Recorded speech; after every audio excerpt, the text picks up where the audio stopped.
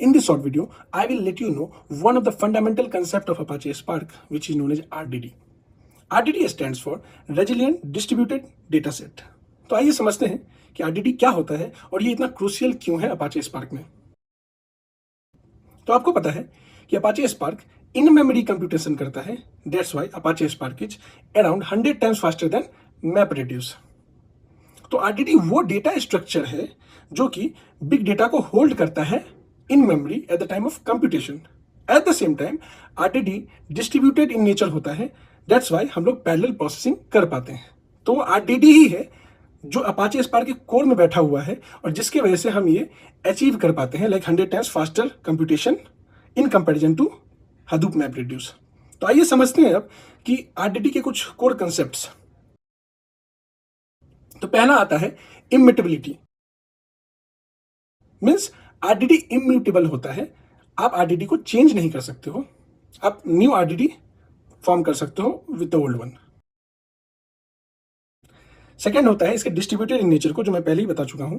इसके distributed nature की वजह से ये पार्टीशन होता है RDD और अपन पैरेलल प्रोसेसिंग कर पाते हैं। थर्ड है लेजी इवैल्यूएशन। तो जब भी आप RDD बनाते हो तो वो लॉजिकली एक चेन बनाता है, एट द सेम टाइम वो कंप्यूट नहीं कर रहा है। जब आप एक्शन लोगे तब जाके वो कंप्यूट करेगा। जब भी आपको ट्रांसफॉर्मेशन लगाते हो तो लॉजिकल स्टेप बनाता है, लॉजिकल डैग बनाता है। तो इसके वजह से क्या होता है, हम उसको ऑप्टिमाइज कर पाते हो डेटा फ्रेम को यूजिंग कैटलिस्ट ऑप्टिमाइजर। ओके, और फोर्थ है हमारा ड्यूरेबिलिटी। तो ड्यूरेबिलिटी क्या कहता है, means resilience. It is resilient because of its nature. तो रेजिलियंस का मतलब ये हुआ कि इसके पास RDD लीनिएज नाम का एक चेन बनता है। तो अगर मान के चलो आप कोई RDD को सेव नहीं किए हो और वो लॉस्ट हो गया, तो आप दोबारा से उसको रिकम्प्यूट कर सकते हो यूजिंग RDD लीनिएज। तो ये जो चार प्रॉपर्टी है यार RDD का, like immutability, distributed in nature, durability और रेजिलियंट और लेजी इवैल्यूएशन, यही अपाचे स्पार्क को मैपरेड्यूस से फास्टर करता है। That's why as of now we are using Apache Spark mostly, because जो पहले हम मैपरेड्यूस से 3 से 4 दिन लगते थे कंप्यूट करने में, आज के टाइम में वो फ्रैक्शन ऑफ सेकंड में हम क्या करते हैं, बिग डेटा को प्रोसेस कर पाते हैं।